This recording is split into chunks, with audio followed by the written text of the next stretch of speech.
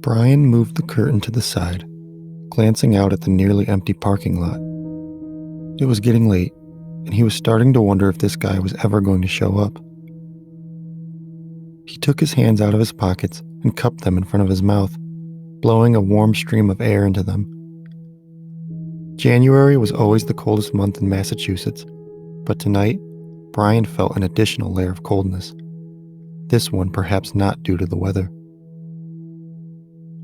A beam of light cut across the room and slid over the wall, but when Brian turned to look, the vehicle just continued down Route 39, quickly passing from sight.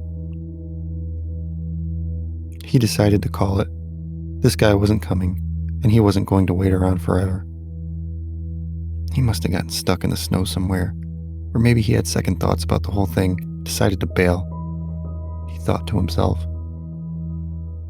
Well, that was life, wasn't it? And what did he expect was going to happen, hiring a medium off the internet? It was all a bunch of bullshit anyways, wasn't it? There were no ghosts or ghouls, no monsters or demons.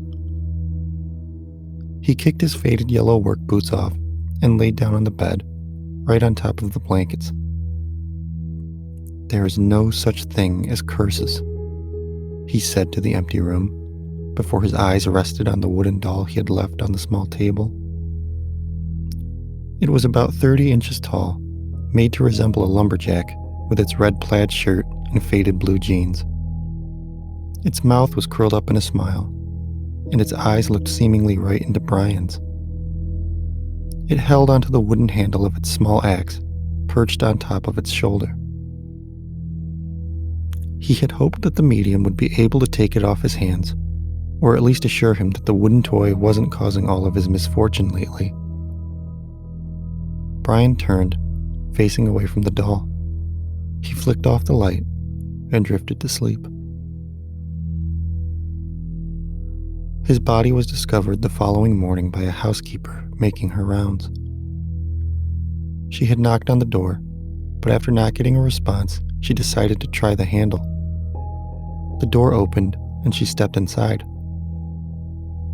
At first, she started to apologize, thinking that the man lying on the bed had been asleep.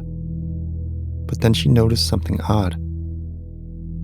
Something that looked to be a pencil was protruding from the side of the man's neck.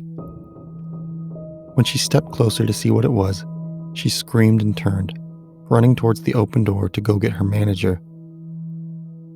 Before she got to the exit, though, she tripped and nearly fell flat on her face. In her rush to leave, she didn't stop to notice the small wooden lumberjack laying on the faded green carpet. She might have noticed that its mouth was curled up into an unnerving smile, or that its eyes seemed to be staring happily at the dead man on the bed, or that the axe that had been resting on its shoulder at a jaunty angle was no longer there.